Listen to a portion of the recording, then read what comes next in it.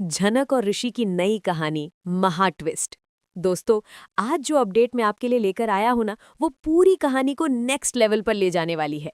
ऋषि को सही सलामत वापस लाकर झनक अपने पराशर बाबूजी के साथ गांव चली जाती है और यहां से शुरू होता है असली इमोशनल रोलर कोस्टर। अंकुश के आदमियों ने ऋषि को ओडिशा के एक जंगल में किडनैप करके छिपा कर रखा था। सिर पर गहरी चोट लगी और उसी चोट की वजह से उसकी मेमोरी चली जाती है, पूरा ब्लैंक। गुंडे उसे खाना देते हैं, लेकिन वो कुछ भी खाने से मना कर देता है, जैसे अंदर से टूट चुका हो। फिर वो लोग सोचते हैं कि कोई लड़की लानी पड़ेगी जो उसकी देखभाल करे। और इधर एंट्री होती है हमारी झनक की, घूंघट डालकर अपनी पहचान छुपाकर मार्केट में ऋषि को ढूंढती हुई। लेकिन किस्मत देखिए, गुंडों की नज़र उस पर पड़ जाती है। वो उसे ज़बरदस्ती जंगल ले जाते हैं, कहते हैं ऋषि की देखभाल करो। झनक मजबूरी में हाँ कर देती है, क्योंकि उसका एक ही मिशन है, ऋषि को बचाना। जंगल में ऋषि के हाथ पैर बंधे हुए, हालत खराब। जैसे ही गुंडे बाहर जाते हैं, झनक धीरे से अपना घूंघट हटाती है और कहती है, मैं आपकी झनक हूँ, आपको घर ले जाने आई हूँ। और यहीं आता है सबसे बड़ा शौक। ऋषि उसे देखता है और कहता है, कौन झनक? बस उस एक लाइन से झनक की दुनिया हिल जाती है।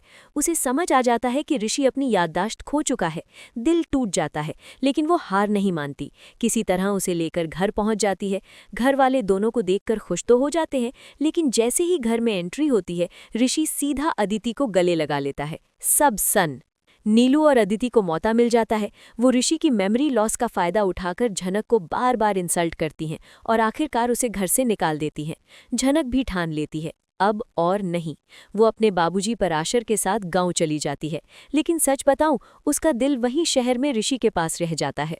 उधर सिटी में अदिति फुल ट्राई करती है कि ऋषि उसके और करीब आए। बार बार उसे यही यकीन दिलाती है कि बचपन से वो उसी से प्यार करती थी और झनक बस एक मजबूरी थी।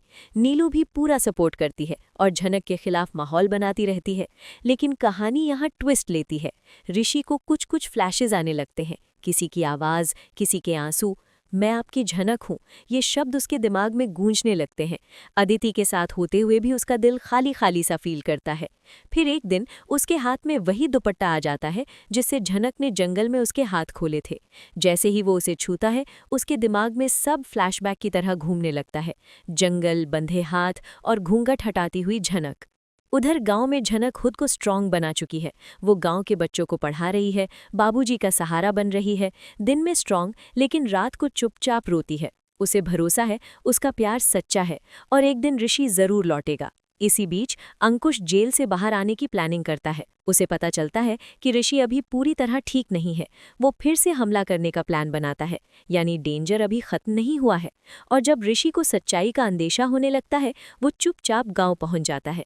वहां वो झनक को बच्चों के साथ हंसते हुए देखता है और उसी पल उसकी मेमोरी पूरी तरह वापस आ जाती है। आंखों में आंसू लेकर वो कहता है, मुझे माफ कर दो, मैं तुम्हें पहचान नहीं पाया।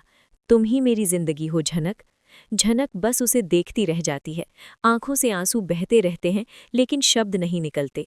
तभी वहां अदिति और नीलू भी पहुंच जाती हैं।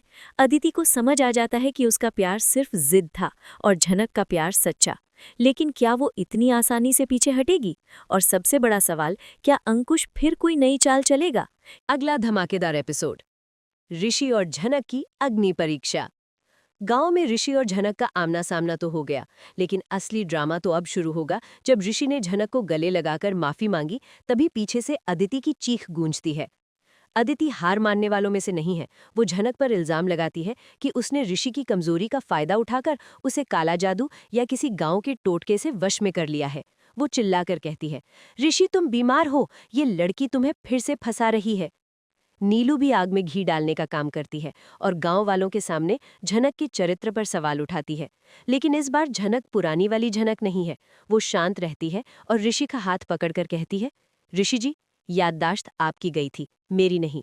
मैं जानती हूँ कि आप कौन हैं और हमारा रिश्ता क्या है। अगर आपको मुझ पर भरोसा है तो चलिए मेरे साथ। झनक उन्हें अपने बाबूजी पराशर के पास ले जाती है।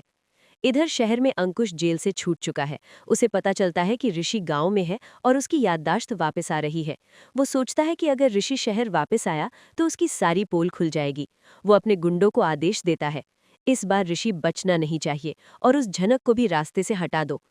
कहानी में सबसे बड़ा धमाका तब होता है जब अनिरुद्ध, जो अब तक शांत था, को झनक के पास एक पुरानी डायरी और कुछ गहने मिलते हैं। उसे धीरे धीरे एहसास होने लगता है कि झनक कोई और नहीं बल्कि उसकी अपनी बेटी है, जिसे सालों पहले मरा हुआ मान लिया गया था। वो सच जानने के लिए पागलों की तरह गांव की तरफ निकलता है। जंगल के उसी रास्ते पर जहां से ऋषि और झनक गुजर रहे होते हैं, अंकुश के गुंडे हमला कर देते हैं। ऋषि को फिर से चोट लगने ही वाली होती है कि झनक घायल बनकर सामने आ जाती है। तभी वहां अनिरुद्ध की एंट्री होती है।